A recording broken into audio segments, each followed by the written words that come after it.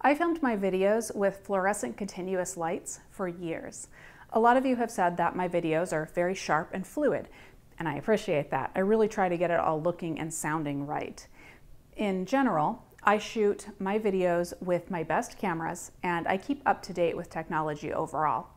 I loved my fluorescent lights, but they were quite large and in recent years had begun to run hotter than they used to. So when I saw LED light panels becoming more popular, I was curious about them.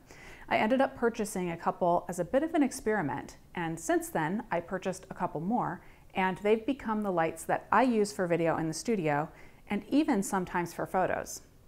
Today I've got a quick review on them for you. These are the newer brand 500 LED photo studio lighting panel. Here are the specs.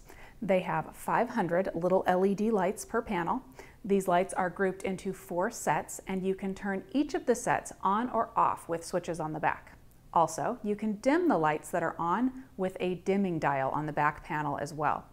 They have barn doors to help direct the light, and they also came with 3 filters that attach magnetically, a white, an orange, and a blue.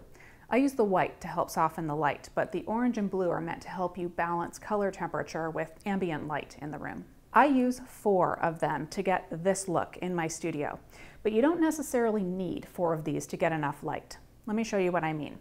Right now, I don't have any additional lighting in the room. I've added my camera settings on the screen, and I have all 4 lights pointed at me on full power with the white filters on. However, let's see what it would look like with only 2 lights. Here we are, camera settings on the screen again with only 2 lights on full power, white filters still on. You can see that I'm still illuminated.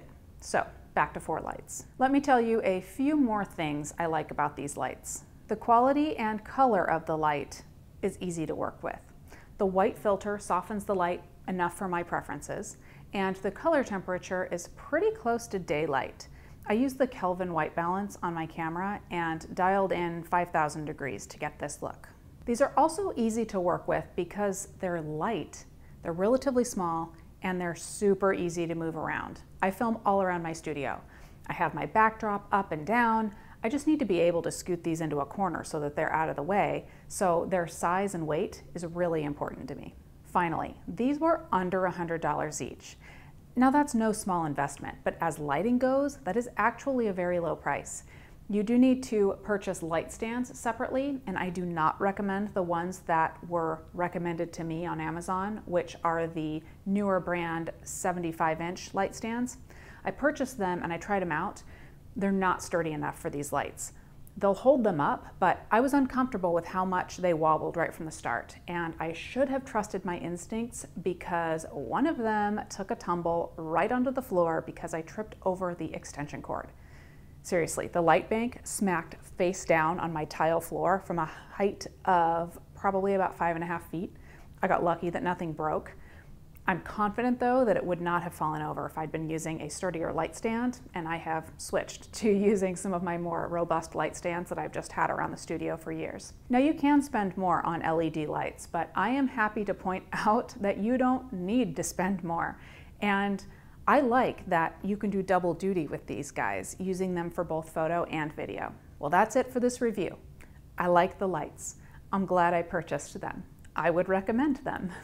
There is a link to these guys down in the description below. It is an affiliate link, so thank you to those of you that use it. And I want to hear about your experiences with LED lights if you're using them today. What do you think of them, and what do you like about the ones you use? I will be making a separate video soon about how I make my YouTube videos, from setup and gear to editing. So if there's anything that you would specifically like to know about my process, let me know about that too. And keep an eye here or on my social media pages to see that video when it's ready. Thanks for watching, everyone.